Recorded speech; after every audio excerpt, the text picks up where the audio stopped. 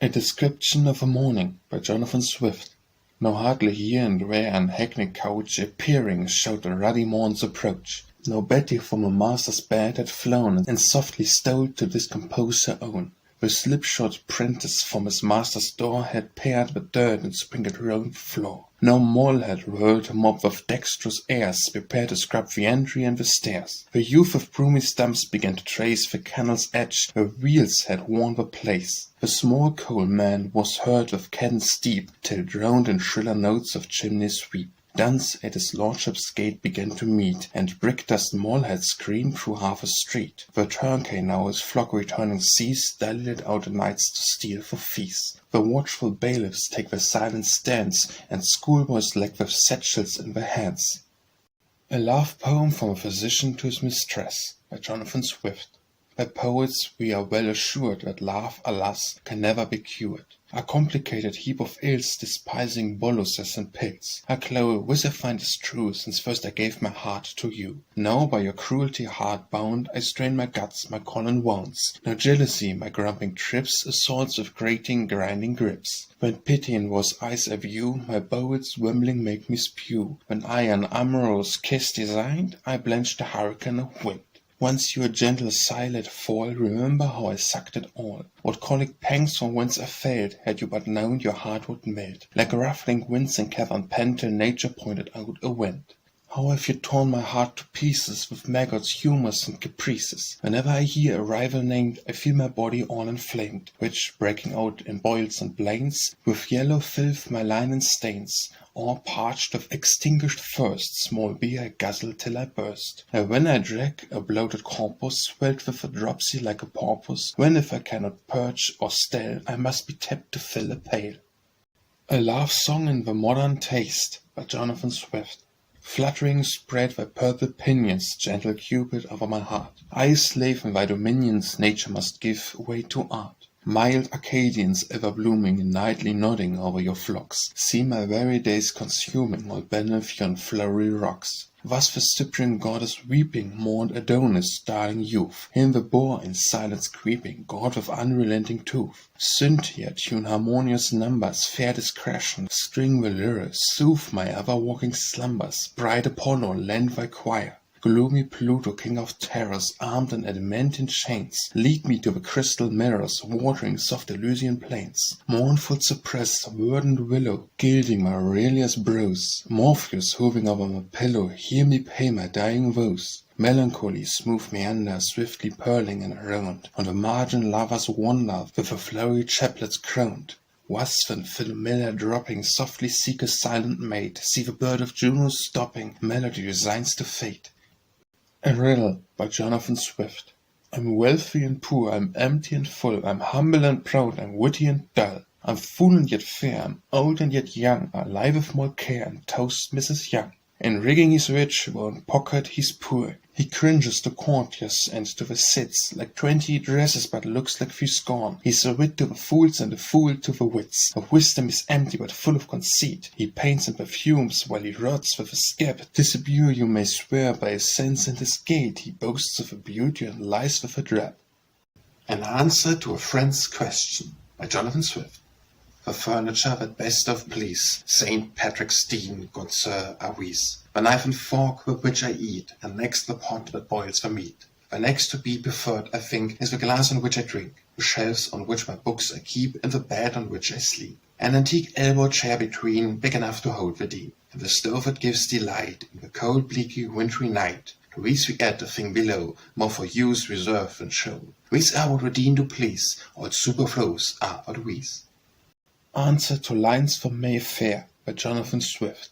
In pity to the emptying towns, some god may fair invented, when nature would invite us down to be by art prevented. What a corrupted taste is ours, when milkmaids in mock state, instead of garlands made of flowers, adorn their pails with plate. So are the joys which nature yields inverted in Mayfair. In painted cloth we look for fields, and step in booths for air. Hear dog dancing on the Thames, and puppets moved by wire, do far exceed your frisking lamps, or song of fevered choir. However such verse as yours I grant would be but too inviting. We fair Adelia, not my aunt, or were it verseless writing. In Sickness by Jonathan Swift. 'Tis true, and why should I repine to see my life so fast decline? But why obscurely here alone, where I am neither loved nor known? My state of health none care to learn, my life is hero, no soul's concern. And those with whom I now converse, without a tear attend my ears, removed from kind a foreman's aid, who knows his art but not his trade, preferring his regard for me before his credit or his fee.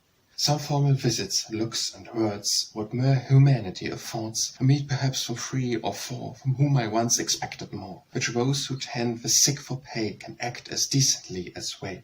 But now obliging, tender friend, to help at my approaching end. My life is now a burthen grown, to others it be my own. Ye formal reapers for the sick, in your last offices be quick, and spare my absent friends a grief to hear, yet give me no relief. Expired today, entombed tomorrow, renown will save a double sorrow. Ode on Science by Jonathan Swift. A heavily born on deepest dells, the fairiest science ever dreads, beneath a mossy cave indulge the verge of the woods, with azure beauty gild the floods, and flowery carpets lay. For melancholy ever reigns delighted in the sylvan scenes with scientific light, while Dian huntress of the vales seeks lulling sounds and fanning gales, or wrapt from mortal sight. Yet goddess, yet will we explore with magic reeds and heathen lore, obstructed and depressed, till wisdom give a sacred nine, untaught, not uninspired, to shine by reason's power redressed. When Solomon Lycurgus taught to moralize the human thought of mad opinion's maze, to eternal zeal they gave new laws, thy charms, O liberty, the cause that blends congenial race. Bid bright Astra give the morn, or by the 100 suns be born. To hecatomb the year without thy Aten, vain the poets and vain the zodiac system roads, and vain the lunar sphere. Come, fairest princess of a throng, bring sweet philosophy along, and metaphysics dreams, while raptured bards no more behold a vernal age of pure gold and Heliconian stream. The rifle dome with malignant hand to curse some other destined land, by follow let astray, learn beyond a so wing, energic let us soar and sing the universal sway. So when amphibian bade the lyre to more majestic sound aspire, behold the madding throng, and wonder in oblivion drowned, to sculptor turned by magic sound and purifying song. On a Candle by Jonathan Swift. Of all inhabitants on earth, to man alone I owe my birth, and yet the cow, the sheep, the bee, are all my parents more than he. I a virtue, strange and rare, make the fairest look more fair, and myself, which yet is rarer, growing old, grows still the fairer. Like Zotes, alone I'm dull enough, when dosed with smoke and smeared with snuff, but in the midst of mirth and wine I with double lustre shine. Emblem of a fair am I, polished neck and radiant eye. In my eye my greatest grace, emblem of the Cyclops race. Medals, I like them subdues, slave like them to Vulcan too. Emblem of a monarch old, wise and glorious to behold. Wasted he appears and pale, watching for the public weal. Emblem of a bashful dame that in secret feeds her fame, often aiding to impart all the secrets of her heart. Various is by bulk and hue, big like beast and small like Sioux. Now brown and burnished like a nut at other times, often fair and soft and tender, taper, tall and smooth and slender. Like Flora decked with various flowers, like Phoebus guardian of the hours. But whatever be my dress, greater be my size or less, swelling be my shape or small, like myself I shine in all. Clouded if my face is seen, my complexion wan and green, languid like a love-sick maid, still affords my present aid. Soon or late my date is done, as my treat of life is spun, yet to cut the fatal treat off revives my dropping head. Yet I perish in my prime, seldom by the death of time. Die like lovers as they gaze, die for those I live to please. Pine unbetitled to my urn, nor warm the fair for whom I burn. Unbetitled, unlamented too, die like all that look on you. On a Cannon by Jonathan Swift.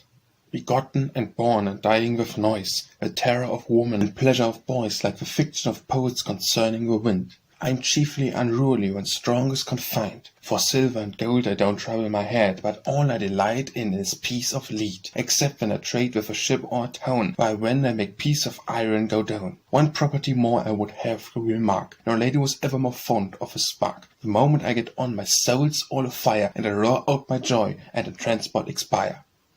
On a Circle by Jonathan Swift. I am up and down and round about, yet all the world can't find me out. What hundreds have employed their leisure, whenever yet could find my measure. I am found almost in every garden, nay in the compass of a farthing. Where's neither chariot, coach, nor mill can move an inch except I will. On a Pair of Dice by Jonathan Swift. We are a little breathing train, abiders of loss and gain. Many to our counters run, some are made and some undone. But men find it to their cost, few are made, but numbers lost. While we play them tricks forever, yet they always hope our favor. On a Pen by Jonathan Swift.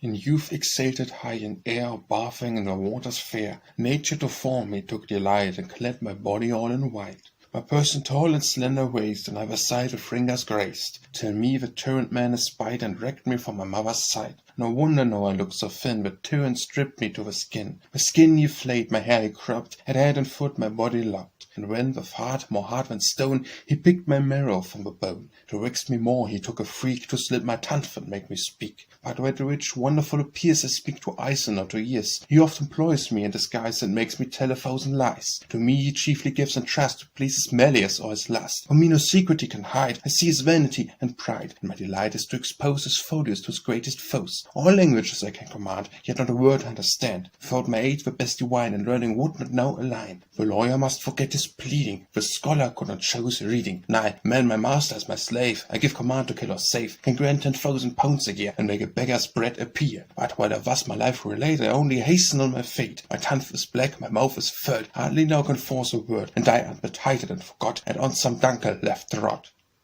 On a Shadow in a Glass by Jonathan Swift.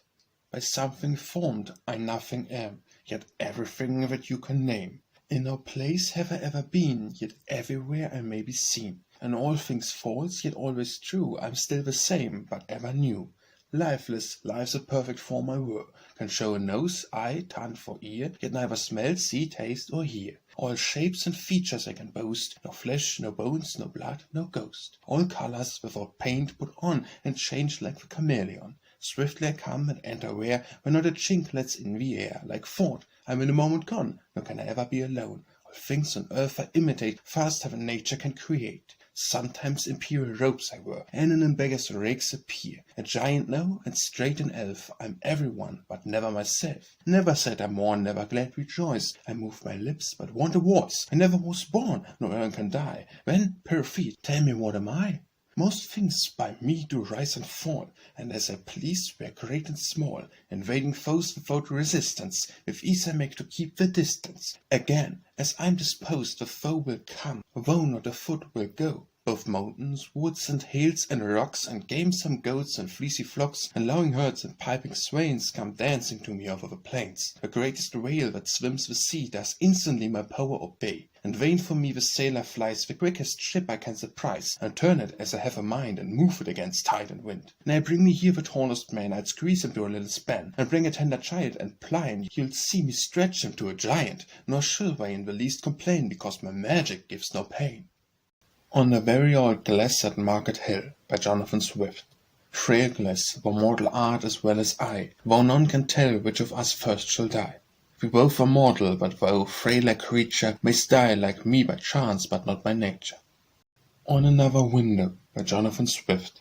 A bard on whom Phoebus has bestowed, resolving the knowledge the bounty he owed, found out a new method at once of confessing and making the most of so mighty a blessing. To the god he's be grateful, but mortals he chose, and making his patron preside in his house, and wisely foresaw this advantage from whence, that the god would in honour bear most of the expense. So the bard he finds drink, and leaves Phoebus to treat with the faults he inspires, regardless of meat. Hence they that come hither expecting to dine are always fobbed off with sheer wit and sheer wine. On Gold by Jonathan Swift. All ruling tyrant of the earth, to vilest slaves I owe my birth. I was the greatest monarch blessed, when in my gaudy livery dressed. No haughty nymph as poet run from me, or my embrace a shun. Stabbed to the heart, condemned to flame, my constancy is still the same. The favourite messenger of Jove, and Lemnian god, consulting strove to make me glorious to the sight of mortals and the gods' delight. Soon would their altar's flame expire, if I refused to lend them fire. By fate exalted high in place, lo here I stand with double face. Superior none on earth I find, but see below me all mankind. Yet as it oft attends the great, I almost sink with my own weight. At every motion undertook, the vulgar all consult me look. I sometimes give advice in writing, but never of my own inditing. I'm a courtier in my way, for those who raised me I betray. And some give out that I entice to lust, to luxury and dice, who punishments on me inflict, because they find their pockets picked. By riding post I lose my health, and only to get others' wealth. On Snow by Jonathan Swift. From heaven I fall, fork from earth I begin. No lady alive can show such a skin. I'm bright as an angel and light as a feather, but heavy and dark when you squeeze me together. Fort Condor and truth is my aspect I bear, yet many poor creatures I help to ensnare. Thought so much of heaven appears in my make, the foolest impressions I easily take. My parent and I produce one another, the mother the daughter the mother. On the Five Senses by Jonathan Swift. All of us in one you'll find, breathen of a wondrous kind. Yet among us all no brother knows one title of the other. We in frequent councils are, and our marks of things declare, where to us unknown a clerk sits and takes them in the dark. He's the register of all, in our ken above great and small. By us forms his laws and rules, he's our master, we his tools. Yet we can with greatest ease turn and wind him where he please. One of us alone can sleep, yet no watch or rest will keep. But the moment that he closes, every brother else reposes. The vines broad, the victual dressed, one enjoys them for the rest. Pierce us all, foaming steel, one for all of us will feel. Fought 10,000 cannons roar, add to them 10,000 more, yet but one of us is found, who regards the dreadful sound. Do what is not fit to tell, whereas but one of us can smell. On the Moon by Jonathan Swift. Eye with bold silver shine, Odysseus noon of mine.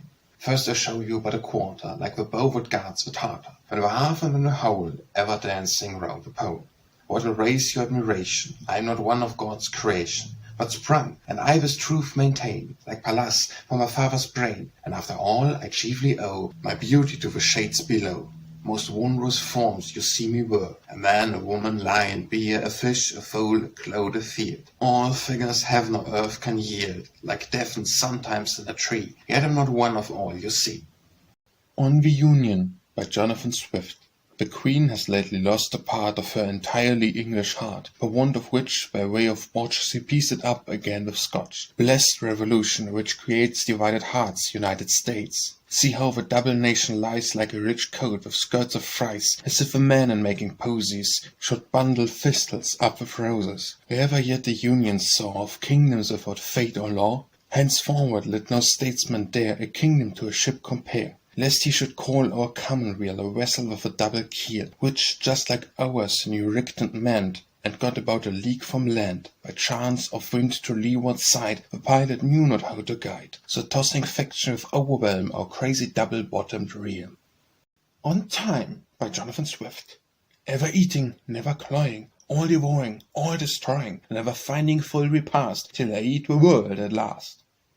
Oranges by Jonathan Swift. Come buy me fine oranges, a sauce for your veal, and charming when squeezed in a pot of brown ale. Well roasted with sugar and wine in a cup, will make a sweet bishop and gentlefolk sup. Peace in Dunkirk by Jonathan Swift. Spite of Dutch friends and English foes, poor Britain shall have peace at last. Holland got towns and we got blows, but Dunkirk's ours, we'll hold it fast. We have got it in a string, and the Whigs may all go swing. For among good friends I love to be plain. All their false, deluded hopes will or ought to end in ropes, but the Queen shall enjoy her own again.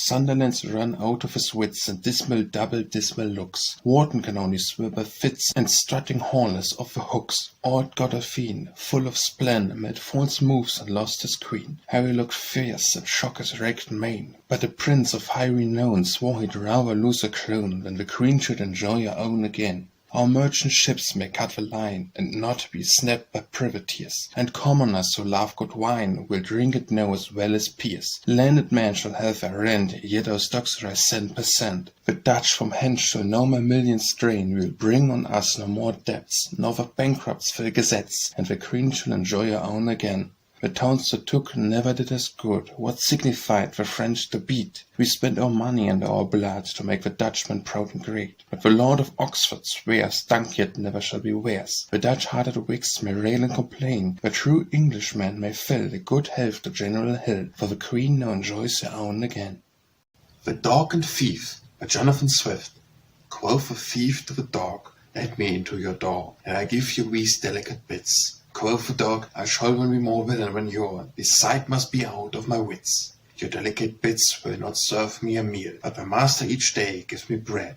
You'll fly when you got what you came here to steal, and I must be hanged in your stead. The stock jobber thus from change Alec stone, and tips you the freeman a wink. Let me have but your vote to serve for the town, and here's a ginger to drink. Says the freeman, your ginger tonight would be spent, your offers of bribery you cheese. I'll vote for the landlord to whom I pay rent, or else I may forfeit my lease. From London they came, silly people to choose, where lands in the face unknown would vote a rough into the Parliament House, that would turn a man out of his own. The Power of Time by Jonathan Swift. If neither brass nor marble can withstand the mortal force of time's destructive hand, if mountains sink to whales, if cities die, and lessening rivers mourn their fountains dry, when my old cassock, said a Welsh divine, is out at elbows, why should I repine?